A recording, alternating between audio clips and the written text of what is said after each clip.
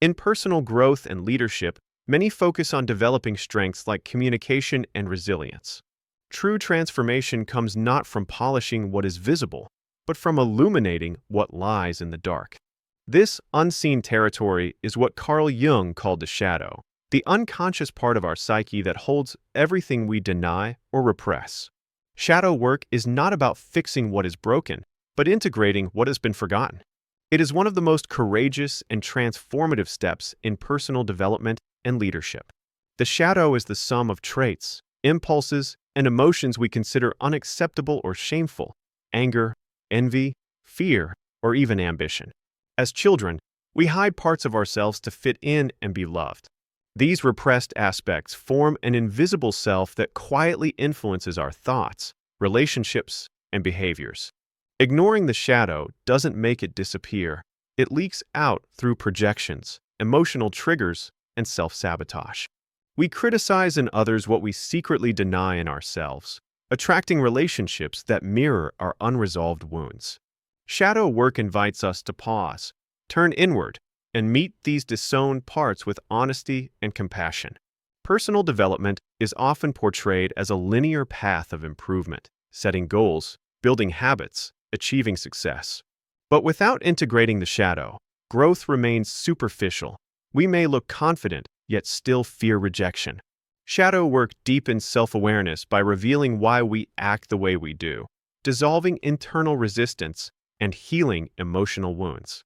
When we integrate our shadow, we reclaim lost energy and become more whole, living from a grounded sense of authenticity.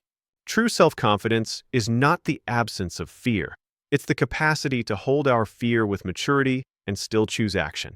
That inner alignment is the foundation of emotional intelligence, creativity, and personal power. Leadership is not about authority. It is about influence, presence, and integrity.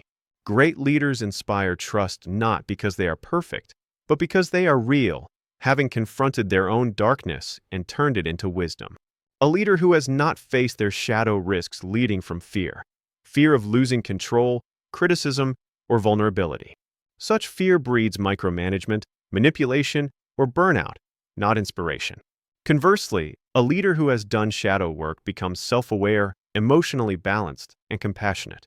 They can hold space for others' growth without judgment because they've made peace with their own imperfections. Shadow work cultivates inner authority, enabling leaders to respond rather than react, to listen deeply rather than impose. In today's world, such leaders bring humanity back into leadership. Shadow work is not a one-time exercise, but a lifelong practice. It begins with curiosity, noticing what triggers us, what we judge in others, what emotions we avoid.